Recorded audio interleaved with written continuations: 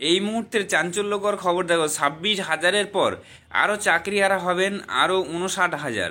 তীব্র প্রতিক্রিয়া দিলেন শিক্ষামন্ত্রী ব্রাত্য বসু। তো আপনারা এই ভিডিও স্কিপ না করে সম্পূর্ণ দেখবেন, আর আমার চ্যানেলে নতুন হয়ে থাকলে অবশ্যই সাবস্ক্রাইব করে দেবেন। স্কুল সার্ভিস কমিশনের নিয়োগ দুর্নীতিকাণ্ডে প্রায় 26,000 চাকরি বাতিল হয়েছে। এখানেই শেষ নয়, চাকরিহারা হবেন আরও 59,000।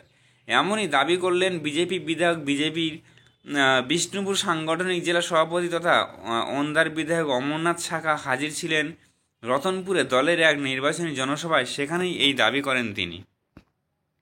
ওই সভাতে বক্তব্য রাখতে গিয়ে তিনি বলেন, আগামী 30 এপ্রিল আরও 59,000 মানুষের চাকরি যাবে। আসলে ওই বিধায়ক বলতে চেয়েছেন 59,000 প্রাথমিক শিক্ষকের চাকরি বাতিল হবে।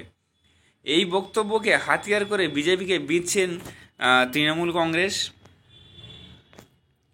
এই নিয়ে প্রতিক্রিয়া দিয়েছেন রাজ্যের শিক্ষামন্ত্রী ব্রাত্য বসু। তিনি এক্স হ্যান্ডেলে লিখেছেন, 20 এপ্রিল শুভেন্দু অধিকারী বোমা ফাটার হুঁশিয়ারি দিয়েছিলেন।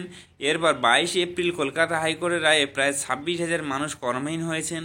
এবার বিজেপি নেতা অমরনাথ শাখা আরও 59,000 মানুষ চাকরিহারা হবেন বলে হুঁশিয়ারি দিচ্ছেন। সাধারণ মানুষকে বিপদে ফেলে বিচার বিভাগের সাহায্যে বিজেপি বিপজ্জনক খেলা খেলছে। তো এক্স হ্যান্ডেলে লিখেছে, আপনারা তার প্রমাণ দেখছেন, এখানে পরিষ্কারভাবে লেখা রয়েছে।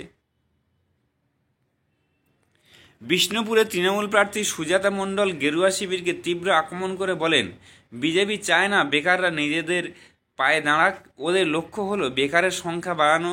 বিজেপি প্রতিহিংসা পরায়ণ, লক্ষ্মীর ভাণ্ডার, রূপশ্রী, কন্যাশ্রী বন্ধ করে দেওয়ার কথাও বলে। 18টি আসন ধরে রাখতে পারবে না বুঝে বলছে 26,000 চাকরি খেয়েছি, আরও 59,000 চাকরি খাবো।